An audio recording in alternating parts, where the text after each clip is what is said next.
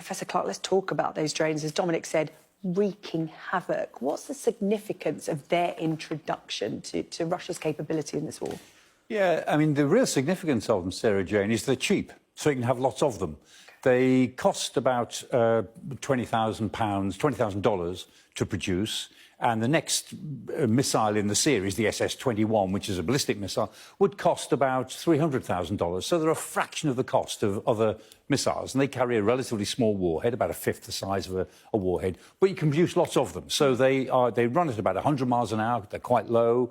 They're quite easy to defend against, relatively, and the Ukrainians say that they've knocked out about 80% of them, which may be true. Certainly, they've probably knocked out a lot. Nevertheless, some will always get through. And we know of in Zatimir and Dnipro, the power has gone out today. I mean, they really have attacked facilities, Zaporizhia as well, deaths in Kharkiv and Kiev.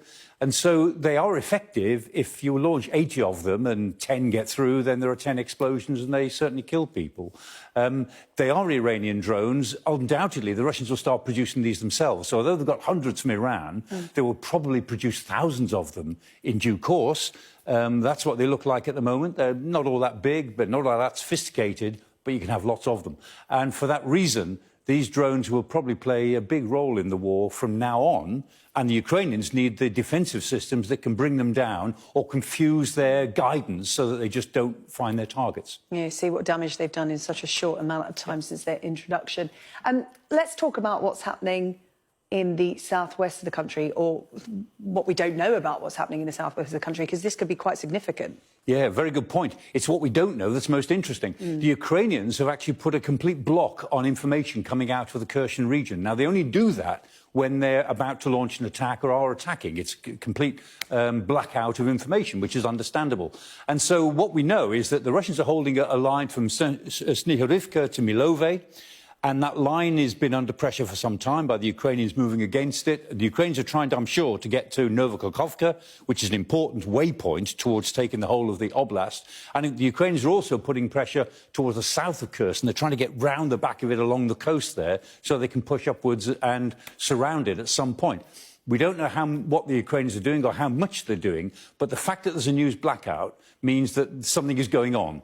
It may not work, whatever it is, but I suspect that in 48 or 72 hours, we will probably hear a bit more about it. Yeah, we're keeping a close eye on that area.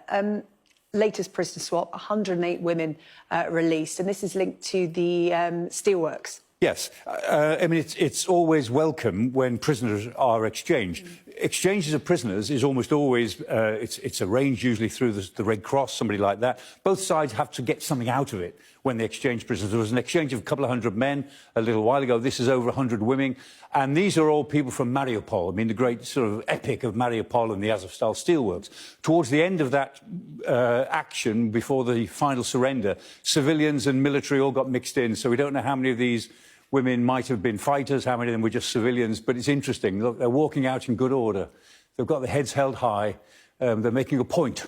They're coming out. It doesn't get out over the fact that there have been lots of massacres lots of mistreatment of the prisoners, massacres in Mariupol and mistreatment of prisoners who came out. But it's good to see exchanges of prisoners, and these women have got a point to make to the outside world.